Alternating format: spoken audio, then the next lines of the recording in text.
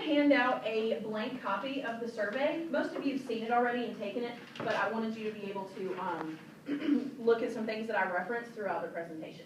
If you'll take one and pass it down. And then also, I'm going to pass around a... Good morning, teachers. Just want to invite you down to the baby shower for Guy Howard and Miss Brantley June Howard. Come on down and get some breakfast. If you've already signed it, don't worry about it. So most of you have already seen the survey, already taken the survey. And here are the results. We're going to be talking about the climate at HDHS.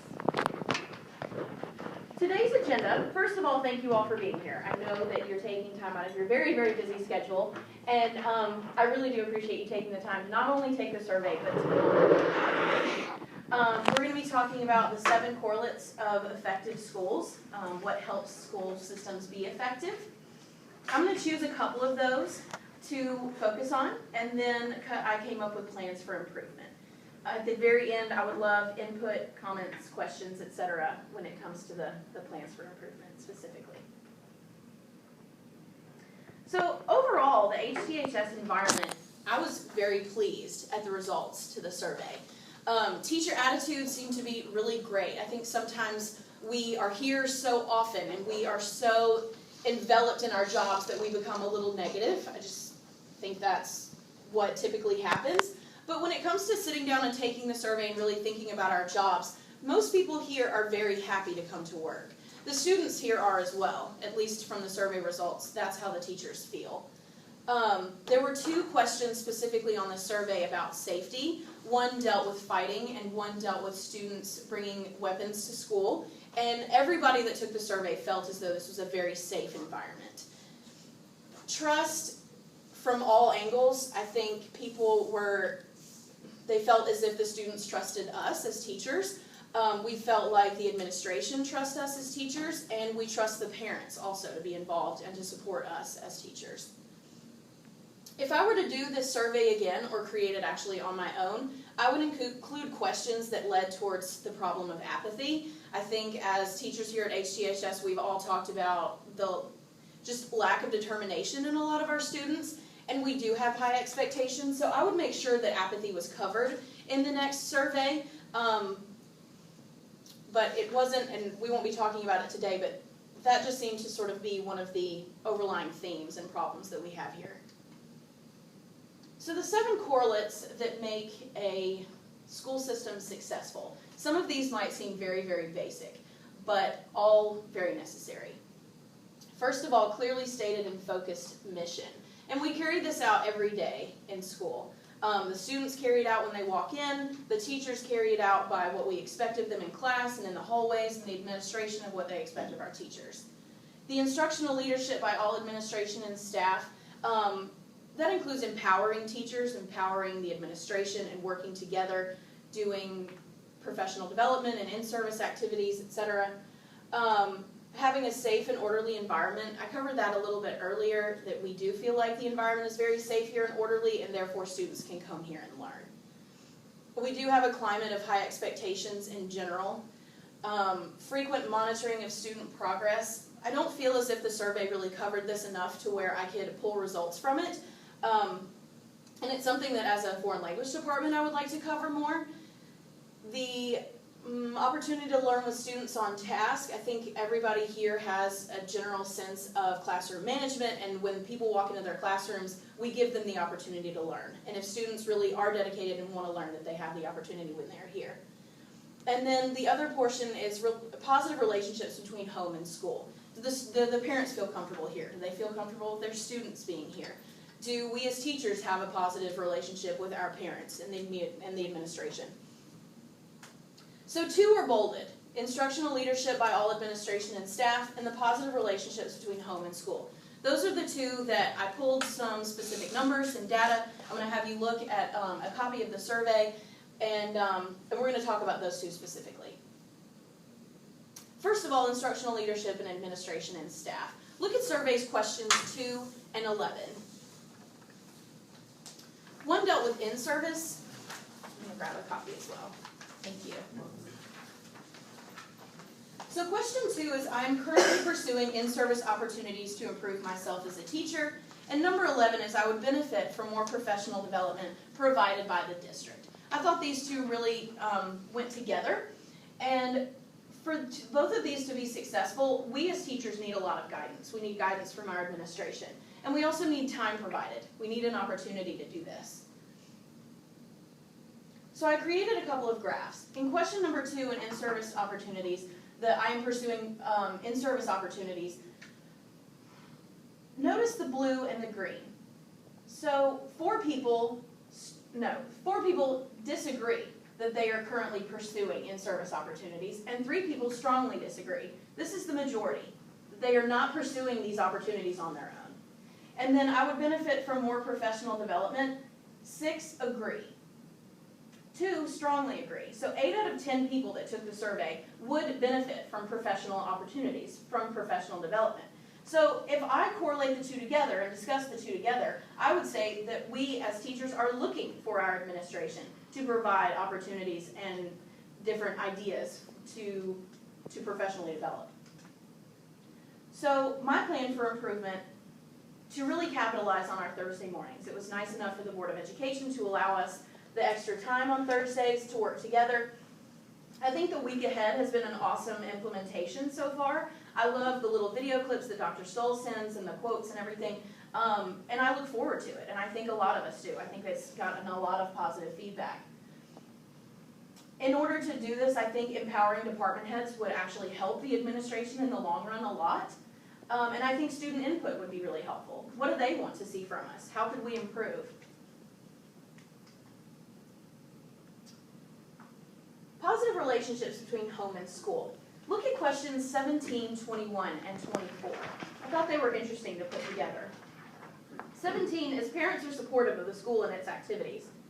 9 out of 10 teachers either agree or strongly agree that the parents are supportive of what we're doing here. Number 21 says we are preparing students to become productive citizens.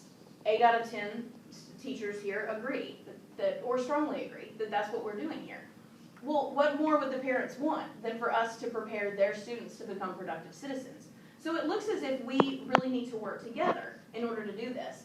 But then the shocking point, and the thing that upset me, was number 24. I have met most of my parents, my students' parents, or adult caretaker. 8 out of 10 disagreed or strongly disagreed. In other words, we don't know who's raising our students, and we want them to become productive citizens. The parents are supportive of what we're doing here, yet we don't work together, it doesn't look like. We've never even met.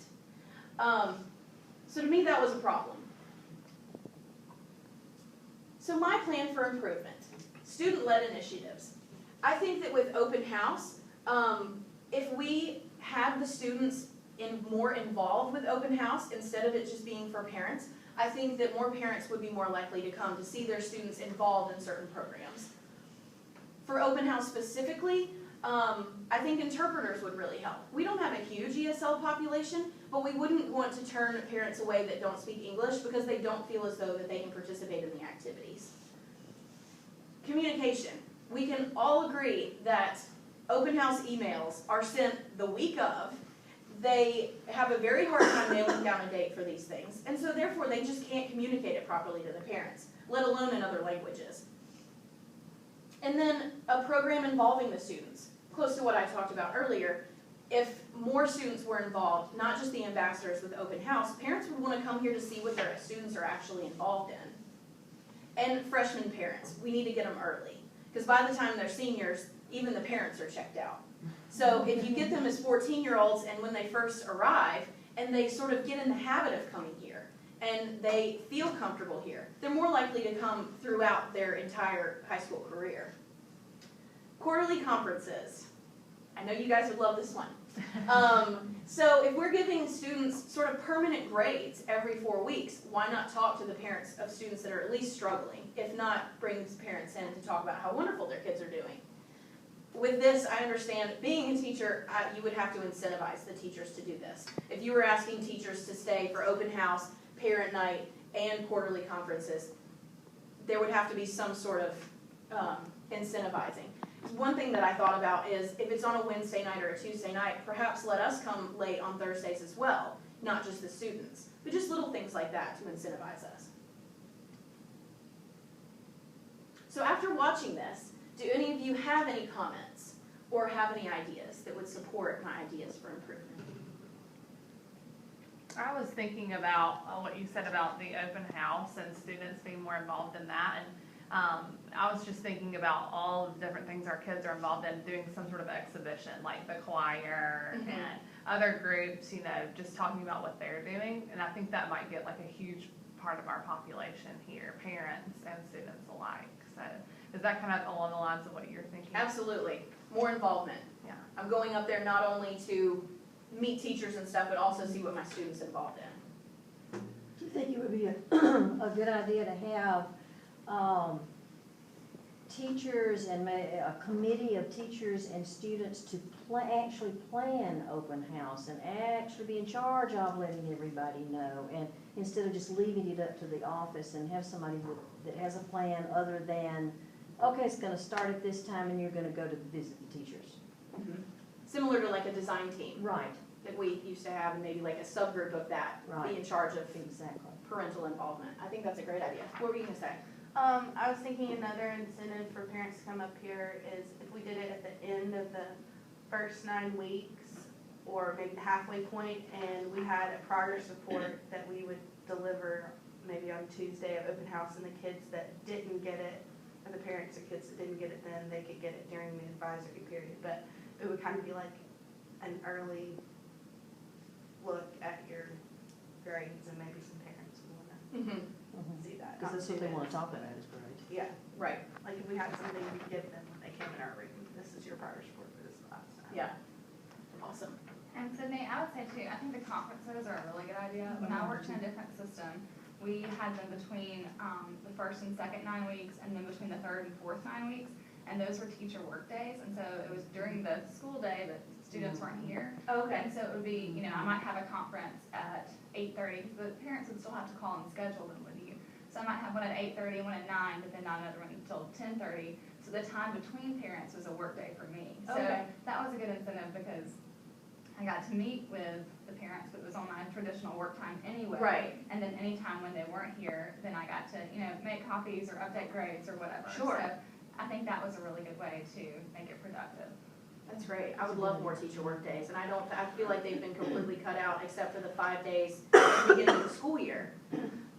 Yeah, that's awesome. Thank you so much. Well, thank you again so much for your time and coming and supporting me through this process and taking the survey, etc. And I chose y'all. I mean, my friends and colleagues, and I work closely with you guys, and you're great with the students, and you inspire me to be better. So thank you very, very, very much.